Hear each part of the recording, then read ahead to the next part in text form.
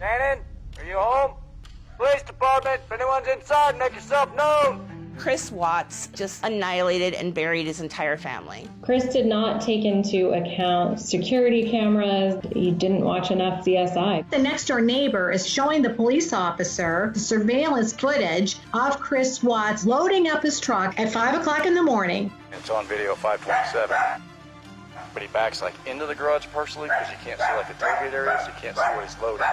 Nobody was going to buy that Shanann would take her children and run off and never be heard from again. You told me that she went on a play date with He had every confidence in the world. He honestly thought he could fool everyone. Nobody's heard from me, nobody's seen. This is my flesh and blood. This is like what I wanted all my life.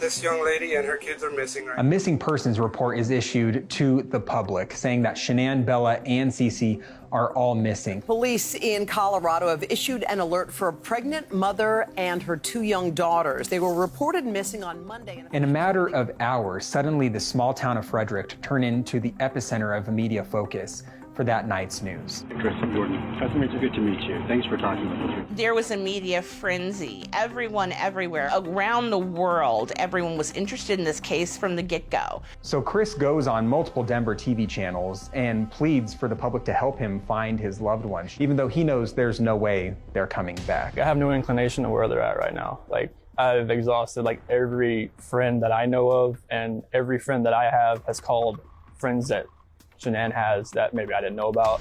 I have no idea like where they went. And it's just earth shattering. I don't feel like this is even real right now. It's like a nightmare that I just can't wake up from. I want her back so bad. I want those kids back so bad. He was saying all the right things, but there was something in your gut that you knew that he did it. He smirks after he makes a comment. I want those kids back so bad. And that's what we call duping delight. He thinks he's such a great performer and pulling this whole story off. Bella was going to start kindergarten next Monday. He says Bella was to start kindergarten soon. He's viewing her as dead because he already knew she was not going to be coming home. Something just seems off. His body language and his mannerisms are raising red flags. It's really hard to even suspect anything right now as far as how she could have left, or if someone came picked her up, or if someone took her. There was something more to this case than all of us realized. A lot of things aren't adding up. Police want to sit him down and talk with him. And then it sort of spiraled from there.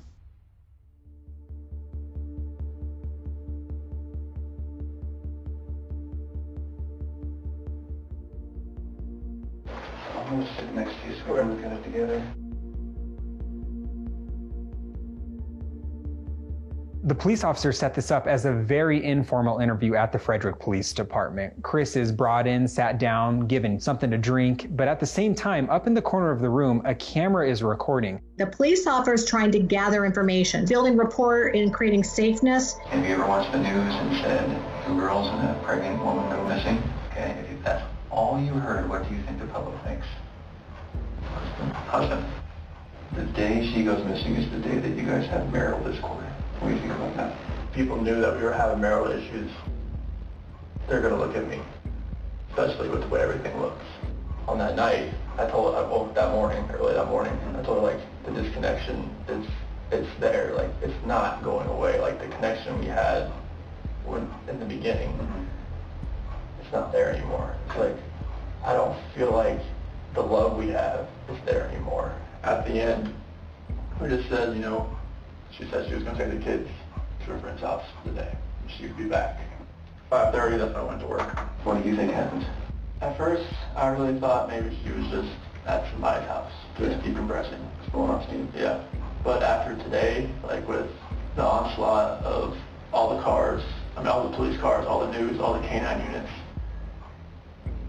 it's making me lean the other direction about someone took her.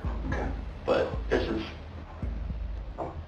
if someone took her, it would have to have been someone she knew.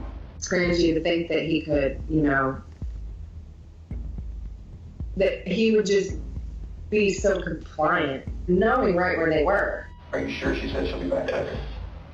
On a scale of 1 to 10, how positive? That's a 10. A 10? Yeah. Okay. I need to ask you about your marriage and infidelity. I have never cheated on my wife. She's always been a trustworthy person. I've always been a trustworthy person. I fully expect if we ever thought about straying another way, that we would tell each other before it happened. I think that sounds ridiculous.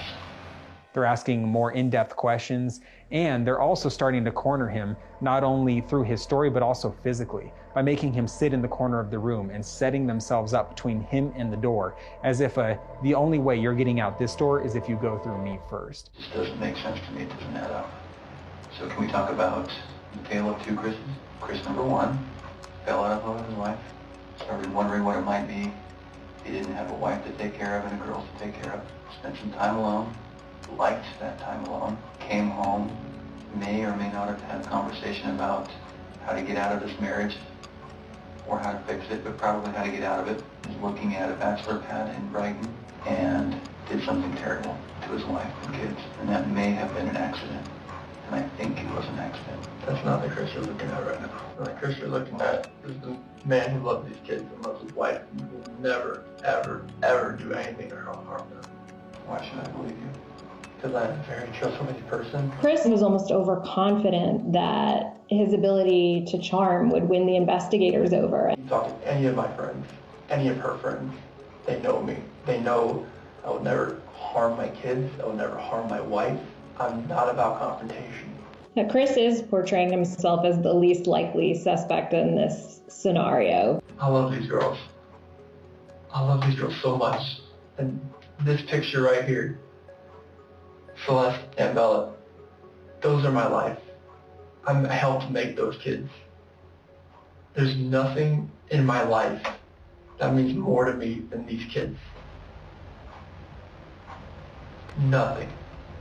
Nothing you've told me tonight makes sense.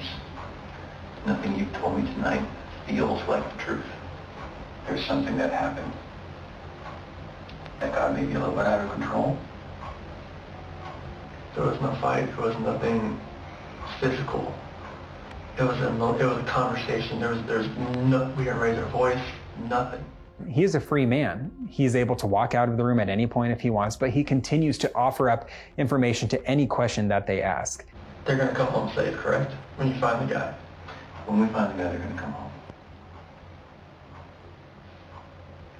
Life in prison would be that's what I would think with 2 kids that are involved.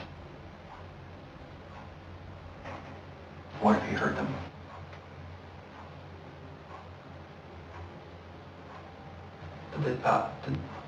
I'm not sure if that penalty is even used. Is it used in Colorado? I'm not even sure. What is the death penalty?